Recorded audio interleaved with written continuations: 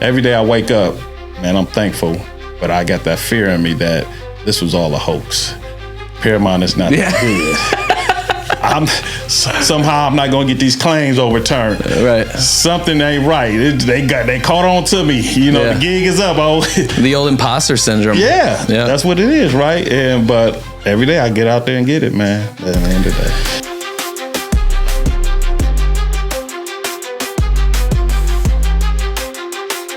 So you said it was a rough landing coming in today, huh? Man, it was a rough landing. A crash landing. I don't do well with those, man. If y'all watch my content, you know how I feel about flights. So welcome back to the Mission Control Podcast. I'm your host, Mike Stearns, Ascend Digital Agency. Shout out to Roofer. Appreciate you guys help bring this show to life. If you need roof measurements, clean and pristine proposals that will give your customers no choice but to buy from you, a CRM, anything else for that matter, just to talk to someone cool, hit up the team at Roofer. It's going to be linked down in the description. Tell them I sent you. They'll know anyways because there's tracking parameters and things like that, but just tell them I sent you. You'll be happy you did. Otis Floyd, Paramount Roofing Consulting. What's going on, brother? Not much. So you're in from Georgia. How was the weather before you came to Buffalo? In Georgia, about 65, 70. So it's not too bad either. Nah, not too bad. Okay. It was nice. It felt real cold. I did a shoot with Christian before you got here, and we went outside. And initially, I had my coat on, my little zippy. Gotcha.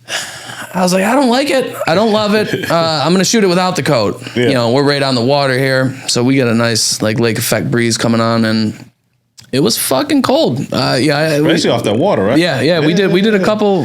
Christian, what did we get? 2 or 3 videos? 4. We got 4. Yeah. And I was like, enough is enough. I'm putting my coat back on. We're going inside. We got shit to do. So here we are. You weren't always in roofing, though. Nah, man, not always in roofing.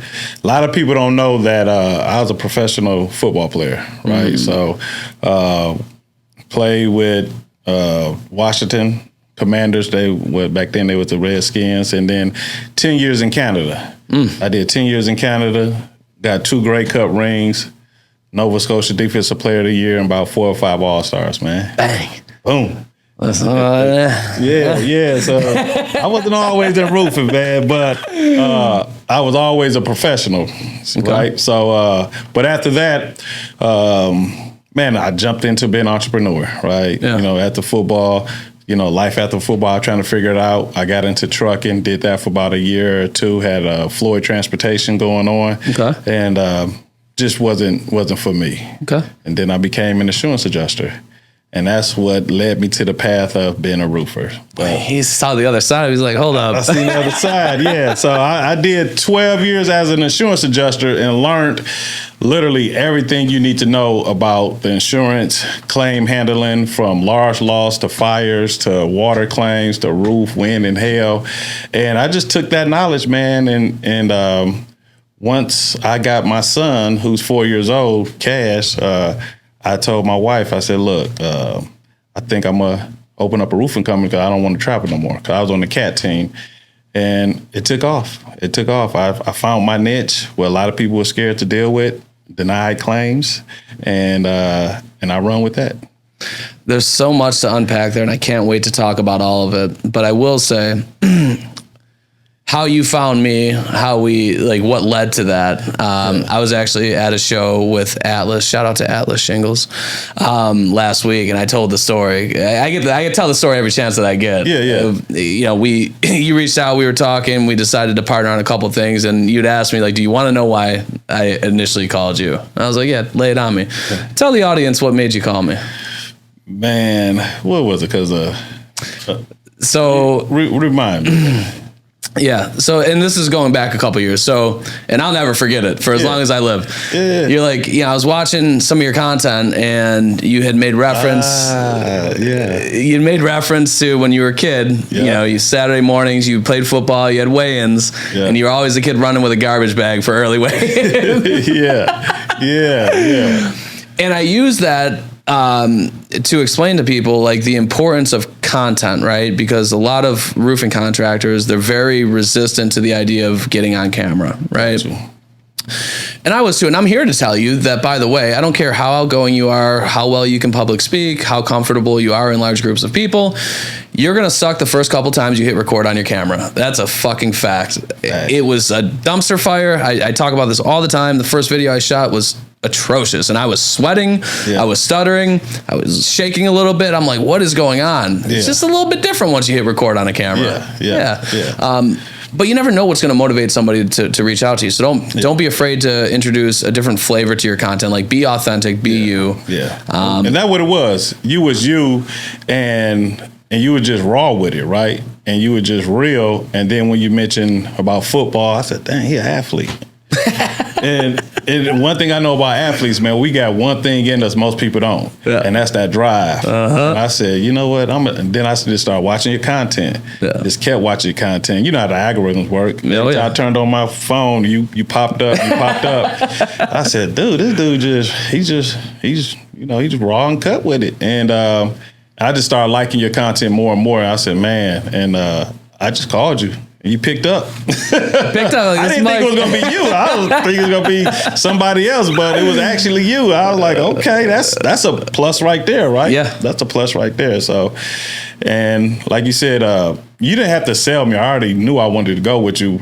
I just took them steps. I think we did to get the reviews first. And that was going well. And I think when I got with you guys, I got like 40 reviews within a month or two. And they just kept building up. And I think I hit you up again. It was like, look, I think I want to, let's go all the way with it, brother. I tried to use some of my Detroit hustle with him, but he stood strong on me. Don't negotiate on price. No. Don't negotiate on price. That is true. It's a race to the bottom, folks.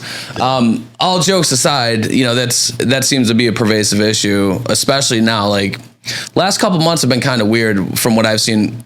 Now, there's areas that have gotten big storms, and there's a surplus of availability as far as jobs. But in areas where there's not big storms, things have contracted a bit. Like, people that are running Google ads across the nation, they're seeing their cost per lead go up. They're seeing if they're tracking their numbers, they're seeing the conversions on appointments, like from lead to sale, are going down. And like, this always happens. It goes up, it goes down, it expands, it contracts. How do you position yourself to a customer to not be in a position where you're competing dollar for dollar with this company? Well, pretty much when we come with the package to them, right? So when I meet a customer and we go out there and meet them, I'm not just coming with myself. I'm coming with a folder. Within our folder, we got our insurance, our license, our warranties, all the people that's on the bottom of our folder who's sponsoring us, who I do business with. And from there, I automatically tell them, go check out my reviews. Now I go tell them, check out my awesome webpage that you guys set up for me. And I got a lot of compliments on the webpage. So it's pretty much, my brand, the brand that I built that I won't race to the bottom. Yeah. When I realize that that's what they want, I just tell them, I might not just be, the company for you, but this is what I can do for you, as far as the warranties that I can provide for you, our customer service. You call, I'm going to pick up. If I don't pick up, I'm calling right back. I don't care. Like my man Eric said, if it's a Super Bowl Sunday, I'm going to pick up for you. Yeah. Let's go. Let's go. Yeah. I love that.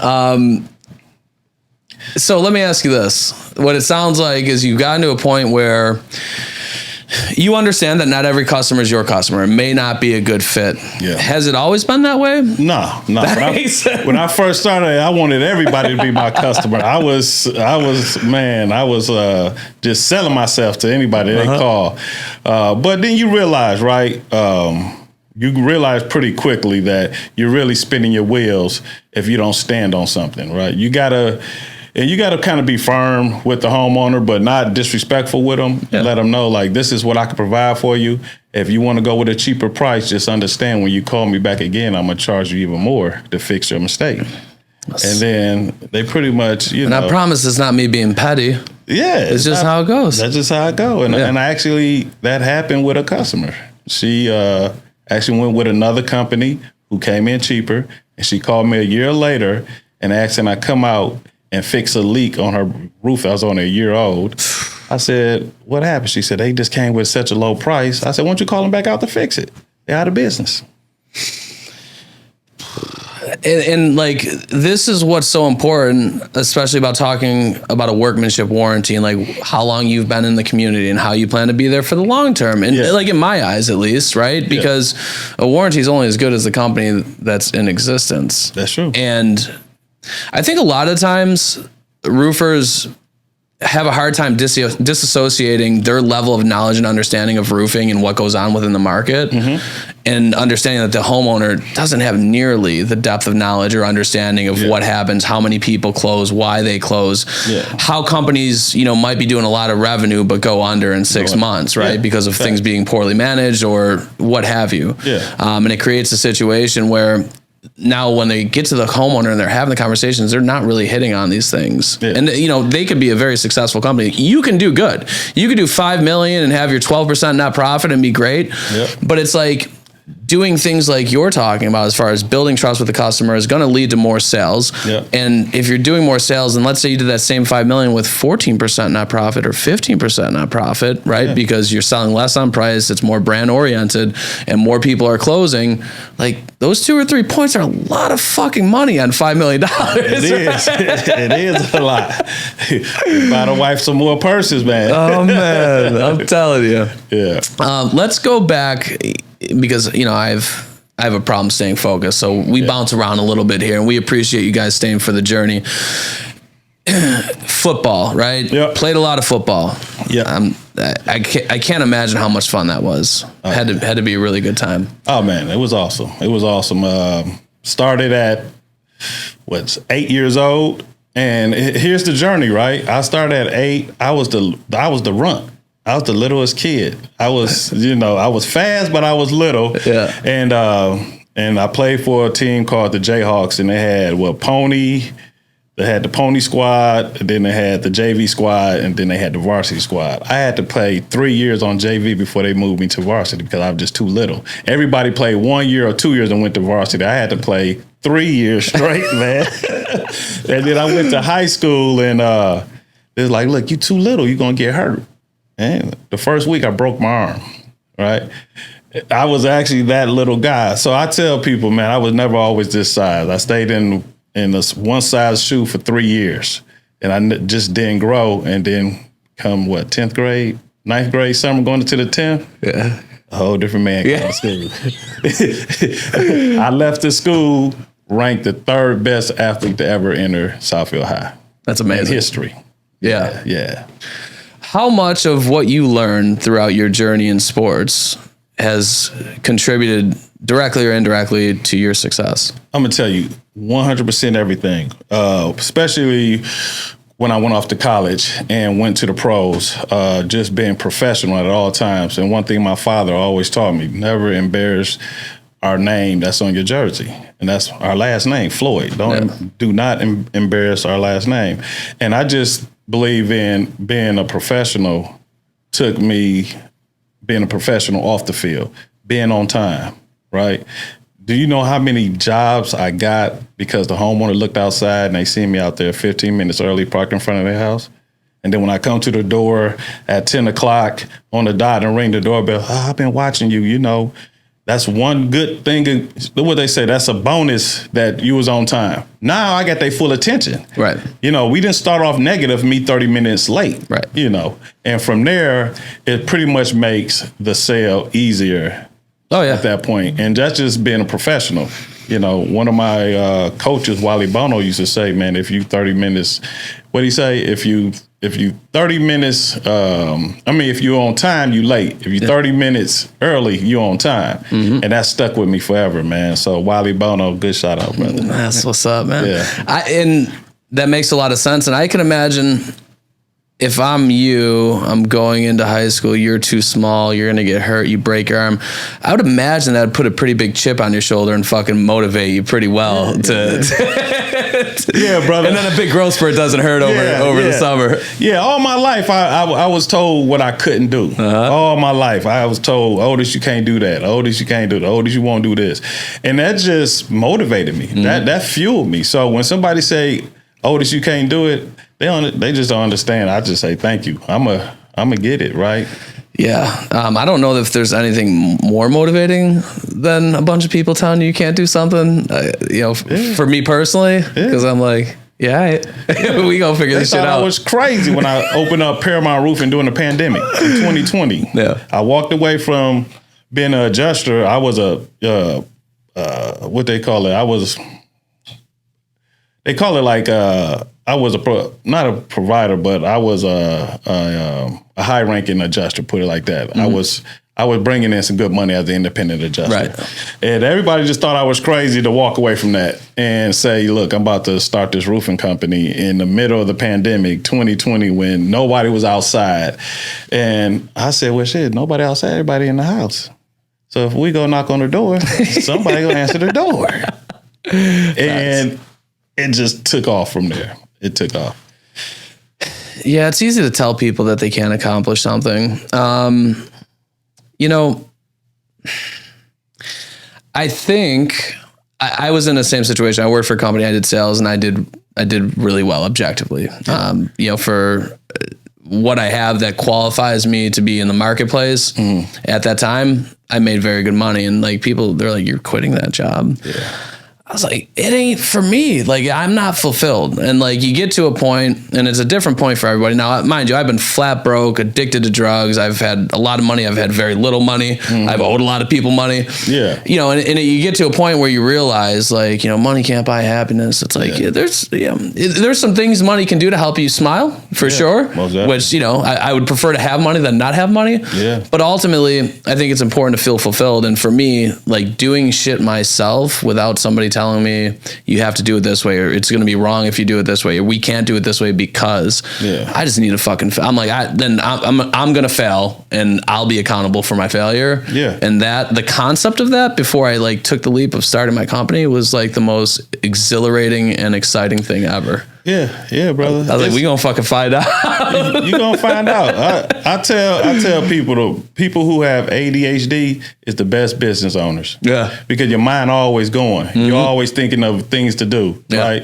The person who got all A's in school, they don't do too well as entrepreneurs. They do well as working for the company, making a lot of money. Right. But their minds don't think the same way as somebody who's an entrepreneur. Like when I sleep, I'm thinking of, how can I better Paramount Roofing? Yeah. What different strategies can I use? Okay, that worked last week.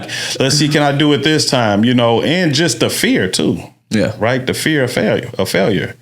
A lot of people, it was funny, my last game, I came back after I retired to Canada, and one of the guys was like, man, you were so good. You just was a stud out there. You used to always talk crap. I said, yeah, because I was scared. They're like, what? You was probably one of the most feared guys on the field. I said, yeah, but I always had that fear in me I was going to fail. Yeah. So I could never let myself down. Right. So I just reversed that on, and I just do that in everything in life. Every day I wake up, man, I'm thankful, but I got that fear in me that, man, this was all a hoax. Paramount is not that good. Somehow I'm not going to get these claims overturned. Right. Something ain't right. They caught on to me. The gig is up. The old imposter syndrome. Yeah, that's what it is, right? But every day I get out there and get it, man, at the end of the day. Yeah, I mean, that might be one that is, if not more motivating, 1A, 1B situation to people telling you can't do something, like the fear of like loss and not winning, right? Yeah. I said it, I made a piece of content a while back, and it's like, I don't know. I know where I've been, and I know that I don't want to fucking be back there, and I know I don't want my kids to be in that situation, and I have a responsibility, and I take that responsibility very seriously. So we're going to scratch and claw, and we're going to figure this shit out. Figure it out, man. Failure's not an option, goddammit. It's not an option. Like you said, man, I've had a lot of money. I had to eat a large pizza for 4 days straight, and count my pennies and dimes and nickels and all that, and really had to do that, But luckily I was able to do that without a family. I was a single man, but I felt the lows. Right. And I said, man, I'll never be here again. Never be here again. I'll tell you what, though, people that go through that, like you talk to a lot of successful people where you wouldn't, they could be in a fucking Lambo, they could be doing this, they could be doing that, and you would never think it. And like, if you get it close to them and you start talking to them about their experience, a lot of them have been through some shit to get where they're at. And like, I feel very confident in saying that dog that they have in them, it's bred from a place of circumstance like that, right? I went from 3 bank accounts, 0. Yeah. It went 0 on me. I don't care if you had $1 million or $50,000. When it hit 0, it hit 0. Let me tell you something. M&T Bank, I owe you guys an apology. So when I was young, I was like, I don't know, 19 or 20, right? Yeah. My shit kept overdrafting. I just couldn't, if I was spending more than I made, right? A lot of people do it.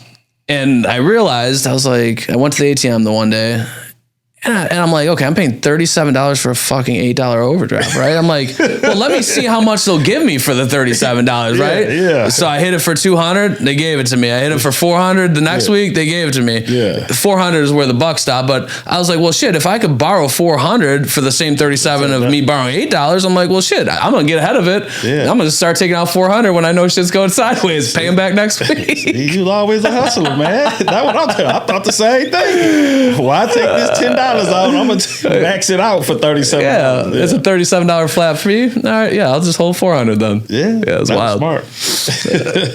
Crazy. I really love what you said though, as far as getting there early, sitting in the driveway, sitting in front of a house.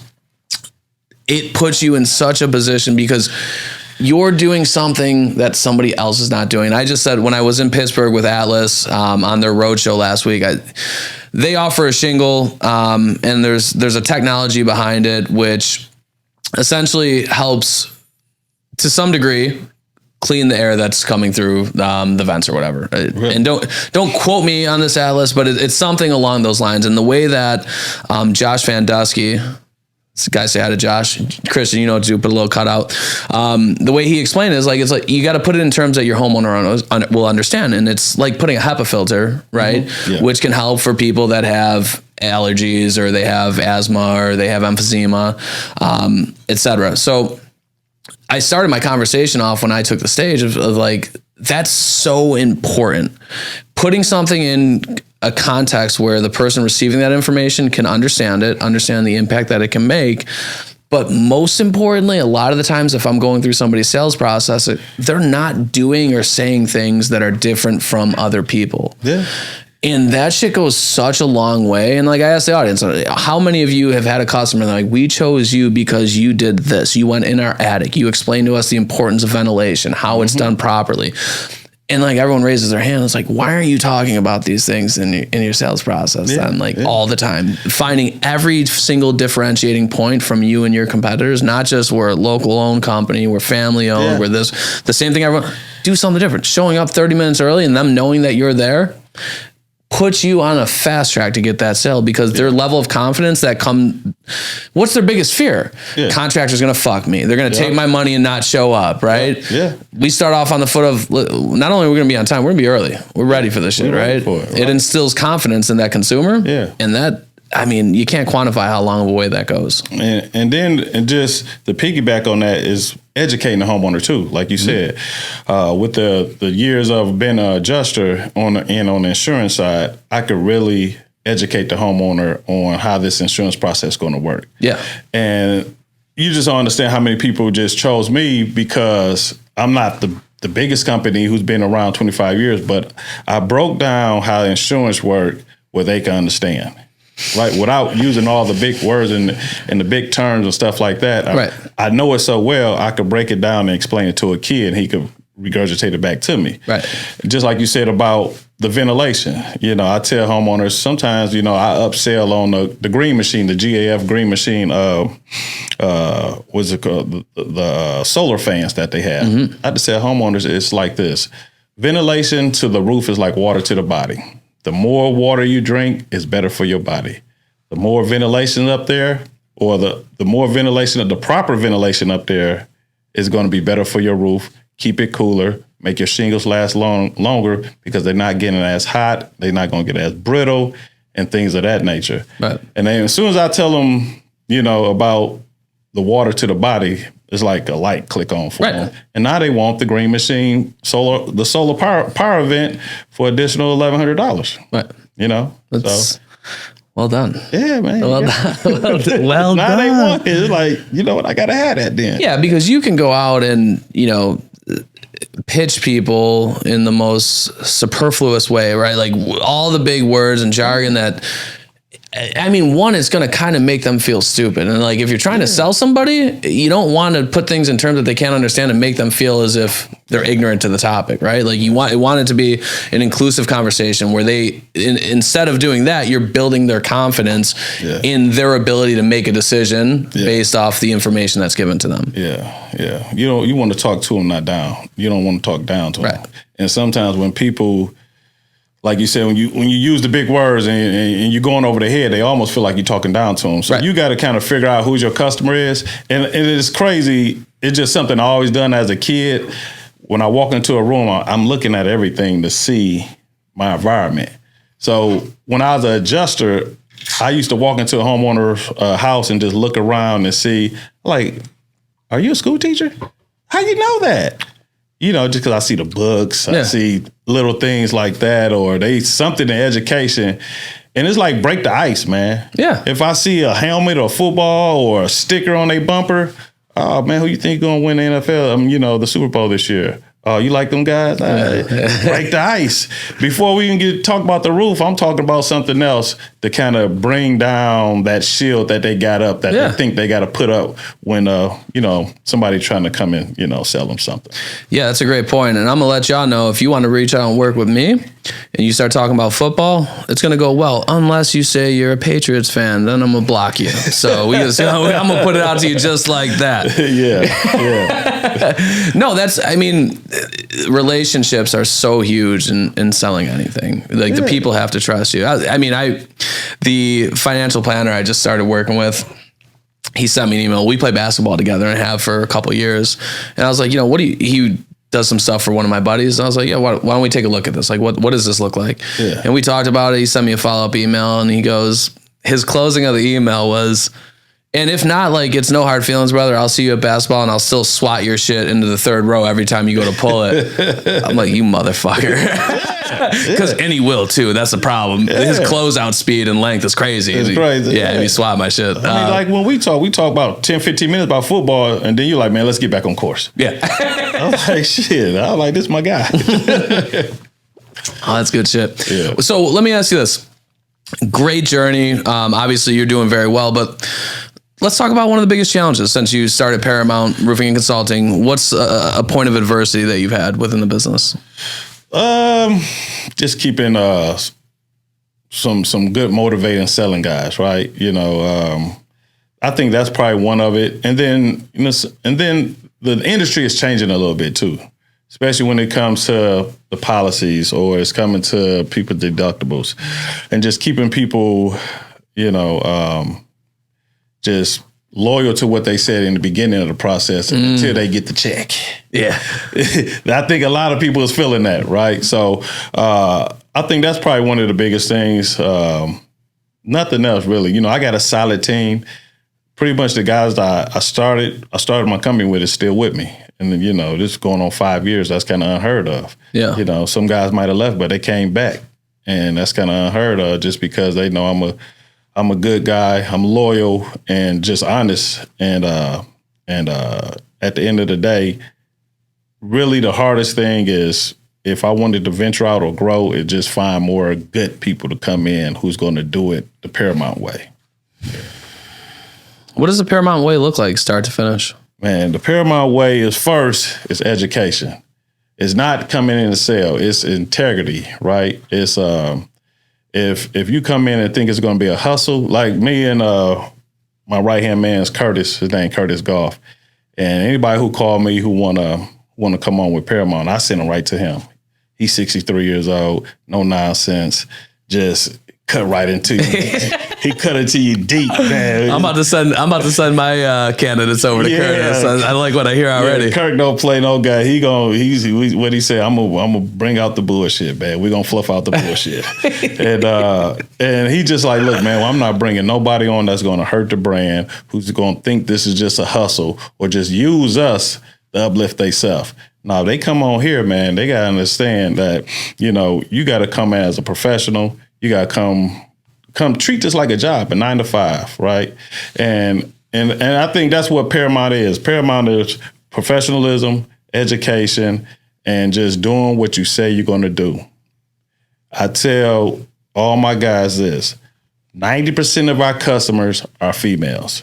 Most women own properties, and they has been used to getting taken advantage of, or somebody say they're going to do something and they don't do it. And I said, if we say we're going to do that, we got to do it. Yeah. And if we do everything that we said we're going to do, they're going to be our biggest advocate. They're going to go out there and cheerlead for us. They're going to post us on their social media. The women's of Douglasville, the women of Atlanta. Mm-hmm. Hey, check these guys out. I'm a single woman that live in this house by myself, and they didn't take advantage of me, right? Yeah, because we did everything we said we was going to do, and just like you said, just be professional at all times. You're speaking my love language here, talking about those social media groups, man. There's so much opportunities in those social media groups. It's absolutely insane. I mean, I've pretty much from the ground floor built Son's brand within social media groups online, and now we have a little more diversification. But for a long time, that was where 100% of our leads came from. Were contracting groups where I would just try to chime in, help people if they had issues, that type of thing. And then a couple people wanted to take a shot on us. Yeah. And then I was like, look, man, I want two things. Your credit card to clear. And I want you, when people ask, for you to tell. Nothing more than your experience. Nothing more, nothing less. Yeah. And it's the little things. When you talk about doing what you say you're going to do, it's not, I told you I'm going to give you a roof, so I gave you a roof. Like, we're fucking good. Yeah. It's the little bullshit, right? Like, if you're planned for Thursday and a storm comes rolling in, we can't tear your roof off, calling them, right? Like, and the smallest things make the biggest difference, especially like you said, to a single woman who owns a home, expect to be taken advantage of. She's a ton of anxiety probably surrounded around the situation. Yeah. Making like just a conscious effort to consistently stay in touch, communicate, and like you said, do what you say you're going to do. And don't be pushy. Don't be pushy. Yeah. I know heard a lot of my female customers say we chose you because you did not push yourself onto me. You didn't push the sale onto me. You gave me information. You told me to take a look at it, go check out our reviews, check out our webpage, and give me a call back. Instead of sign right here, I need you to sign this work authorization form so we can move forward. Immediately. Yeah. Those red flags is gone. You know, red flags is gone right now. They defense is up when you do that, right? So we don't force work authorization on people on the initial conversation. I really started going to it this year, really. Yeah. We really didn't even do work authorizations. We starting to go to them, but it's really pretty much off the handshake. But we do sign a contract once we agree, get you approved, and come with the numbers and stuff like that. But if I haven't did your roof, I'm not really having you signing anything. Yeah. Right? And a lot of customers like that because they get turned off, especially in Atlanta. Atlanta has a lot of scams going on. It just scam all over, really. Yeah. And customers just is not very just open to signing a piece of paper and saying before you even did anything for them. And saying, look, you got to go with me now, no matter what happened. You know.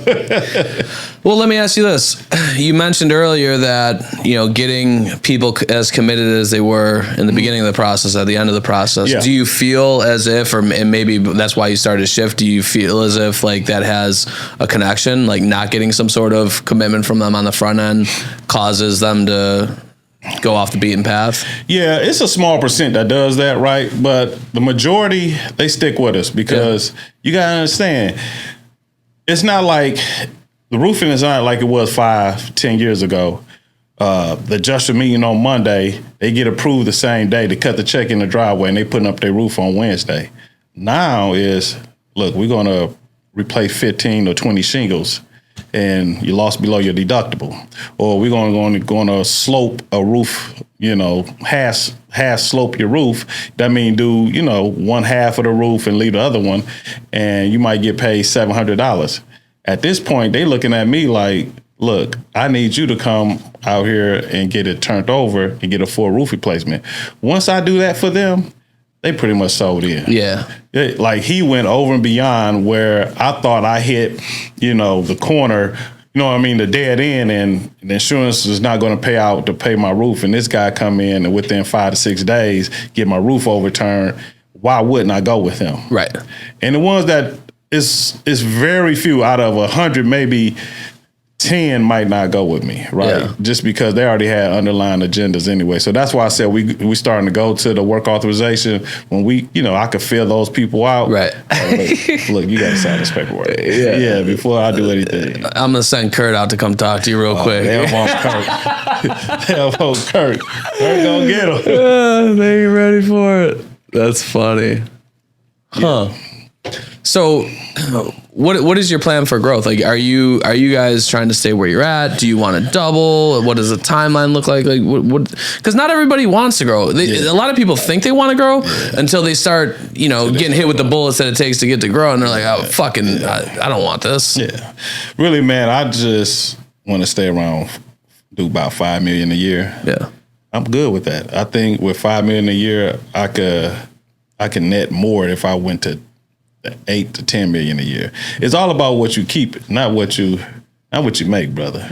You know what I'm saying?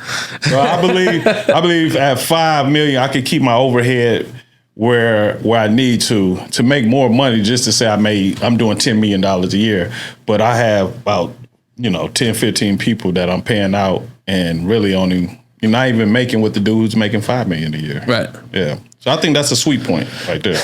Yeah, that's good awareness, because a lot of people get caught up. They see the companies doing a lot of money. They see them, pushing the rah-rah, like 20, I'm doing. And if you're doing 20 million, great. And like you can run a $20 million company and maybe you're very profitable, but there's an expense to that, right? The cost isn't always money. Yeah. And there's sometimes where, like you said, they're doing 1/3 of the net profit, where they're hardly making more than if they did 5 million, and they might be undergoing considerally more stress than that person that's doing 5 million. Yeah. And they not home with their kids, man. At the end of the day, I want to see my boy. Yeah. I want to play with him and see him. I think at that level, I could do that. If I try to grow, I think things will get a little bit more difficult, Is Cash going to play football? Nah. No? He said nah. He gonna play soccer, baseball, something to keep his head nice and tight. Nah. Yeah. But I'll tell you that if he decide he want to play, I'll let him play. But I'm not gonna push it on him. Yeah. Yeah, I ain't gonna push it on him. Daddy took them beatings for you, baby. You gotta do it. Daddy took them beatings for you. Oh, that's so good. Yeah, because I think that's good. It comes with risk, right? Yeah, it comes with risk. I had a conversation with my son's mother not too long ago about football. Yeah. I fucking love. I'll tell you, the best Christmas that I had was Christmas morning. I think I went over to my friend's house. I was always a kid up early. If you can't tell, I'm fucking packed with energy. I'm banging on the door at 6. Yeah. This fucking guy never woke up till 10 o'clock, but I'd always go anyway. Like I wake up, bang, bang, bang, bang. Yeah. Mike, he's sleeping. Come back later, right? Yeah. So we end up linking probably around 9 o'clock on Christmas morning. It's a snowy day in Buffalo. I got a new football. We're playing catch in the street, right? Yeah. Now, when I grew up, you played in the street, right? You played football in the street, and you either do 5-second hold or you do sideline pop. Yeah. Right? Like you go near that grass, you're getting your ass dealt with, right? Yeah, most of it. Now, there was snow on the ground. There was a few inches of snow. So this guy, Scotty and Wild Bill, they're the local drunks. Yeah. They're out on the prowl Christmas morning, and they see us throwing a football. You guys want to play? And it's like, we ran 2-on-2, right in the middle of the street, full tackle football. I think I was 12 or 13 years old. It was the fucking best Christmas as a kid ever. Yeah. This dude, Scotty, he caught the ball and turned around because I broke as soon as he threw it. Bro, I blew his shit up. I mean, he had a hat on, bro. He hit the deck. Hat goes sliding under the ice. There was a semi parked on like the perpendicular street. Yeah. It was the best memory ever. Hey, fucking amazing. But that shit's dangerous. Yeah. And I mean, what you did was far more dangerous. So I could understand. So I was trying to sort through that myself. Like, would I let him play? I certainly wouldn't encourage him. But like, if he's like, Dad, I want to play football, I'm like, I kind of gotta have to let him, right? Yeah, like, I'll let him. And I mean, we're definitely gonna be in the backyard slanging that biscuit when he's like 4 or 5 years old, right? So he might want to play. Ah, fuck. Yeah. He might want to play. Like I said, if he decide he want to play, he'll play. But right now, I asked her, "You want to play football?" Nah, I'm too little. That's what he said. I'm too little. He the biggest kid in his class. Yeah. That's so funny. I'm too little, Daddy. I said, okay, buddy, let's go play baseball. All right. Baseball, soccer's great. A lot of great cardio in soccer. I mean, them boys run. They run. If you play enough soccer, you never know. Might come high school, you want to play football. Now he got them nice feet. Yeah. Like Tim Bianca-Batuka. You don't remember him? Oh, yeah. Oh, he has some 33 for the Panthers? Yeah. He played for Michigan. Uh-huh. Yeah, he played soccer all his life. He just passed recently, didn't he? I didn't know that. I believe he did. Christian, can you fact check that? Who's that? Tim Bianca-Batuka. Wow. He's my favorite running back. Yeah, he's good. Tyrone Wheatley was the man, but Tim, that was my favorite one from Michigan. Yeah, Tim Bianca-Batuka. God, man, I didn't know that.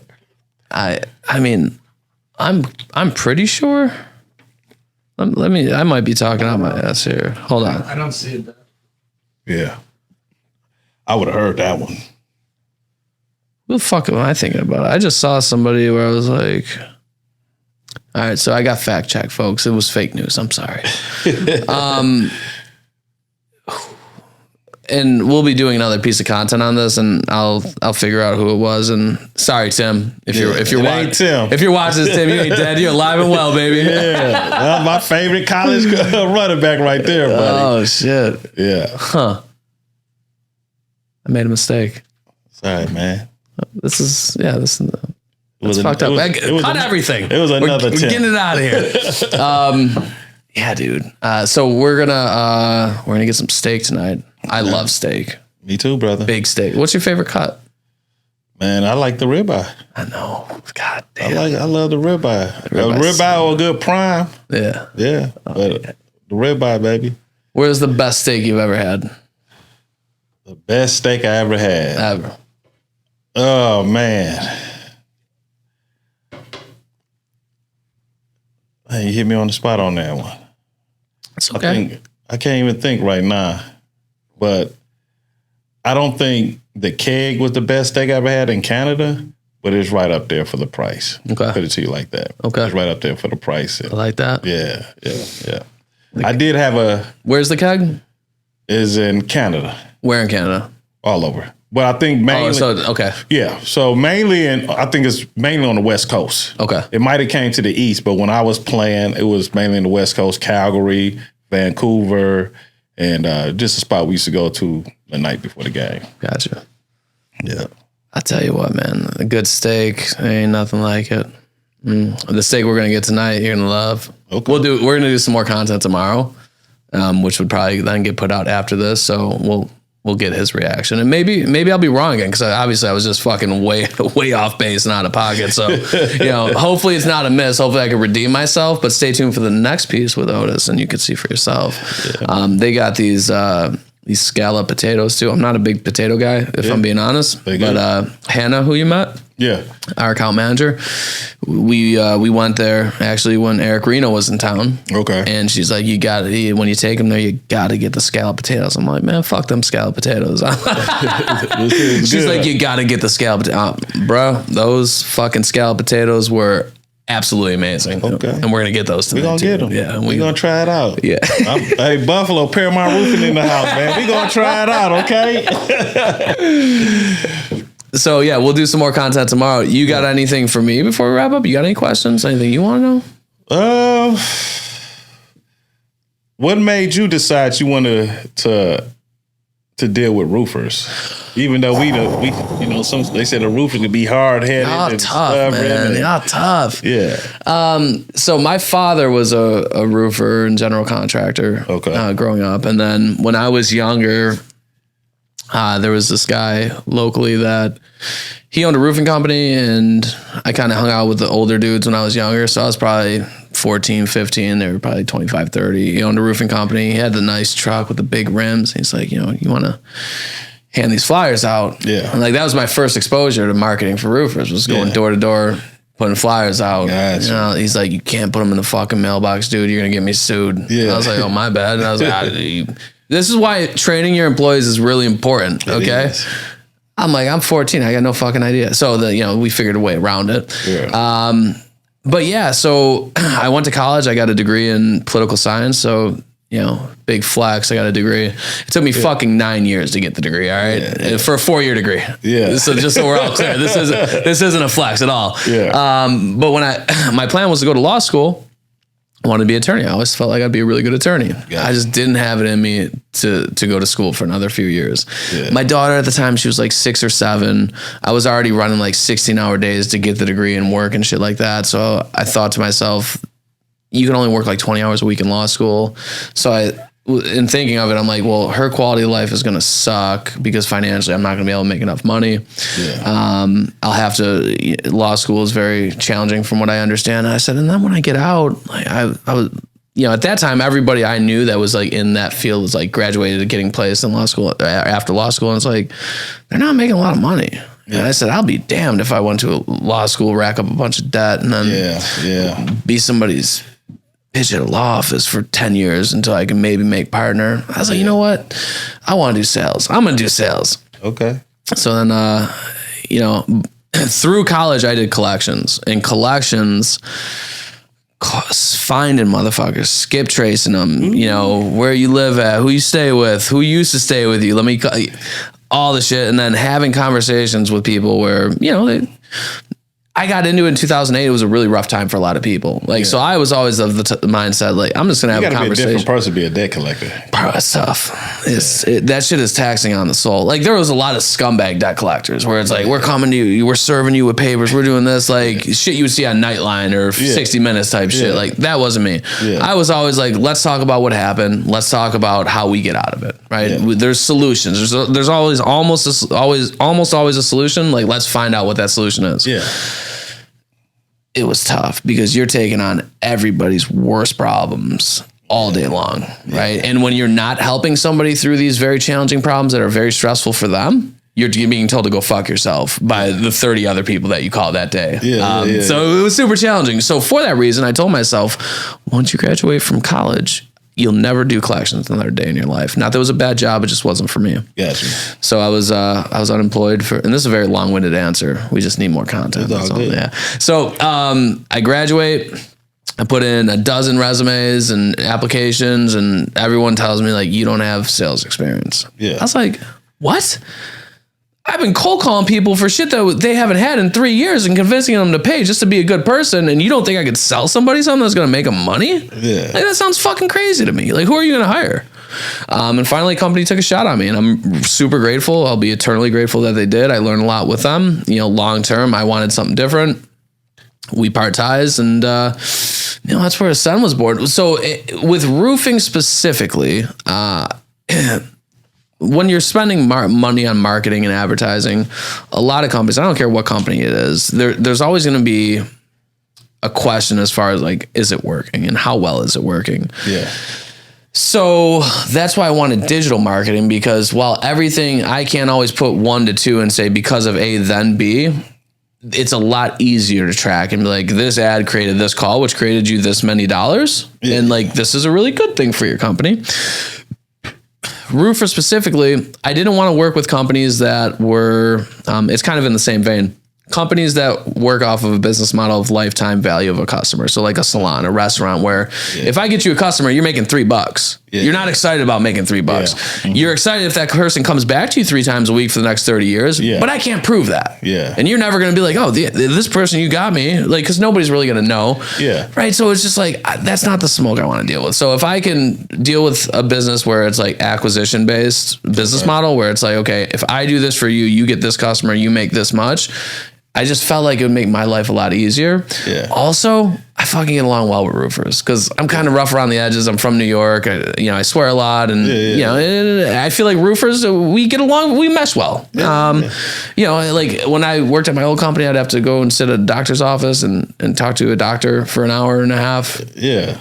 Nothing wrong with doctors. They're great people, super smart. Yeah. I can't sit there and be like, can you fucking believe that the Bills got fucked on that call yesterday? Right? Like it's a little bit different. It's a little different. No, and I gotta wear a polo shirt and khakis and shit. And I'm like, that ain't what I want to be.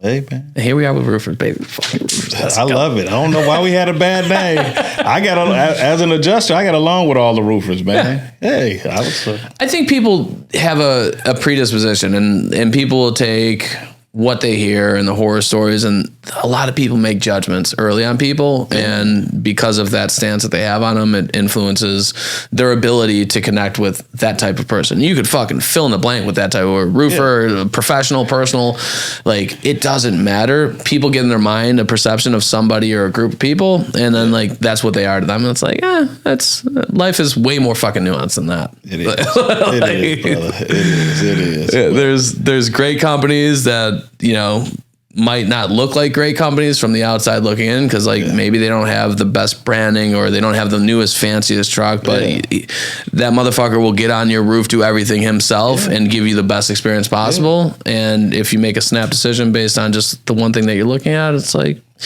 be better.